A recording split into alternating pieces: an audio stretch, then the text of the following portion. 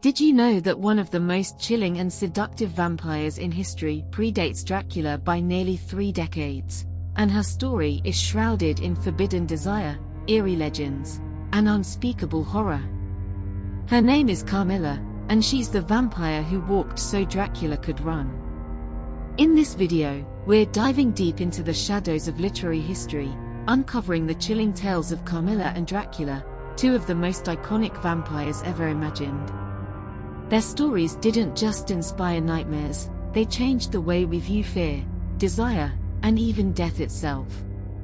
Prepare to meet the real vampires who drank blood and sparked a fascination that endures to this day. Carmilla, the original Queen of Darkness.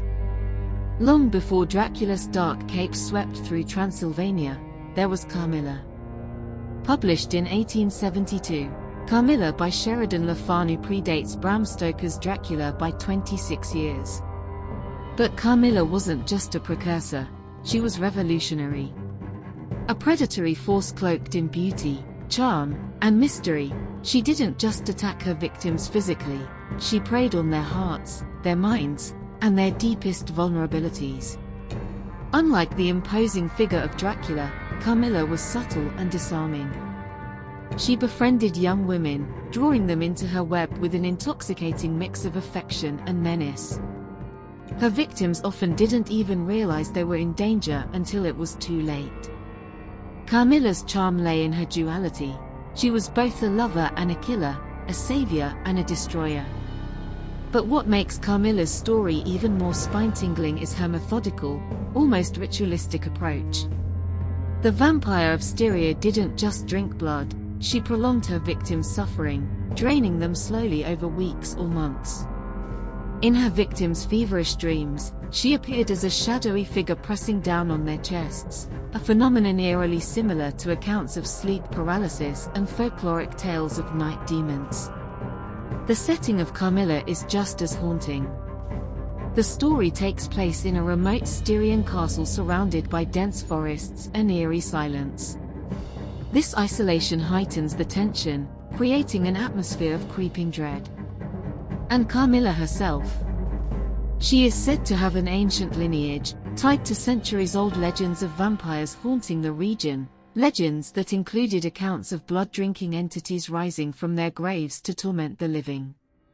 Perhaps most shocking for its time, Carmilla explored themes of forbidden love and sexuality. The vampire's fixation on her female victims added an unsettling layer to the story, challenging Victorian norms and leaving readers both horrified and entranced. Her allure wasn't just supernatural, it was deeply human, and that made her all the more terrifying. Dracula, the king of the undead.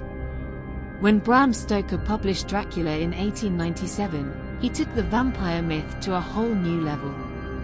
Dracula wasn't just a predator, he was a force of nature, a walking plague, and a symbol of everything Victorian society feared. While Carmilla was subtle, Dracula was bold. He didn't hide in shadows, he cast them. Stoker drew inspiration from multiple sources to create his count.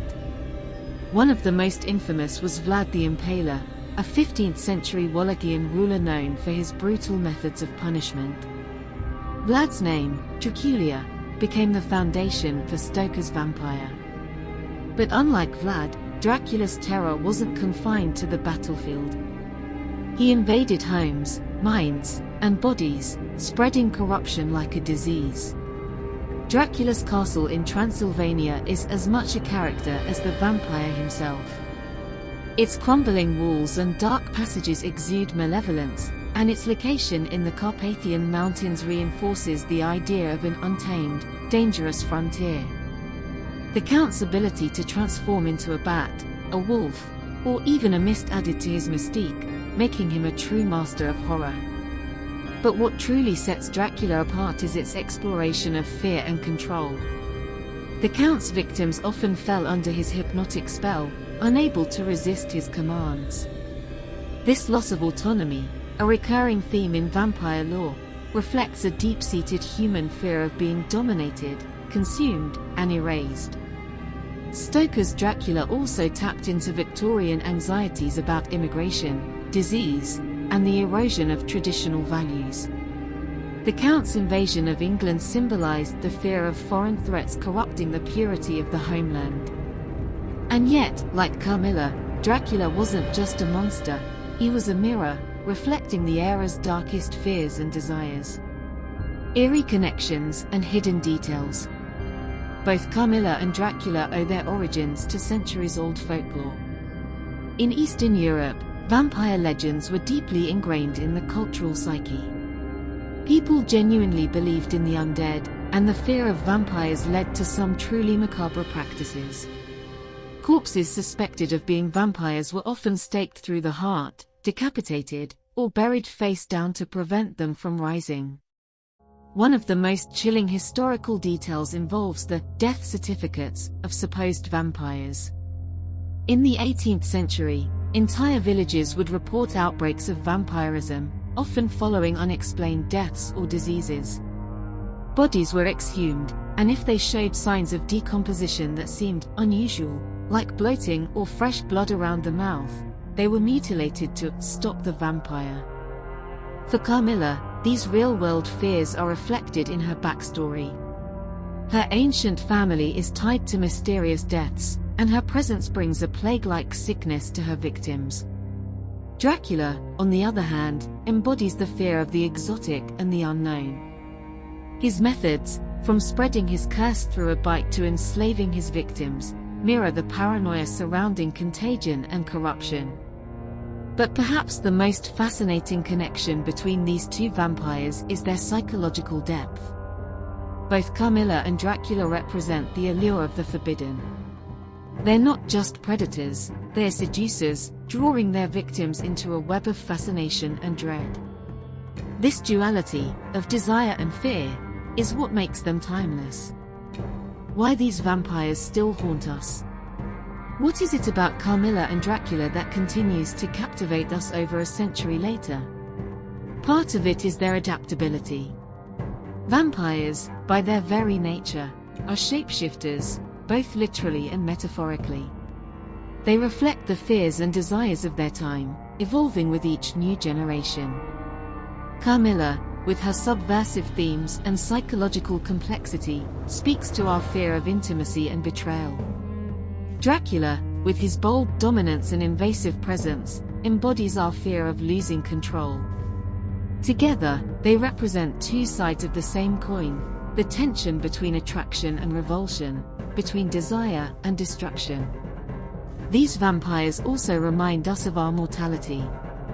In draining the life from their victims, they force us to confront our own fragility. But they also offer a twisted kind of immortality, a dark, eternal existence that both terrifies and tempts us. So, the next time you hear the word vampire, remember, the story didn't begin with Dracula, and it certainly doesn't end there. Carmilla and Dracula are more than just characters, they are symbols of the fears, desires, and mysteries that make us human. They haunt us because, deep down, they are us. And that's the real nightmare, isn't it? Don't forget to like the video and subscribe to the channel for more content. Until next time.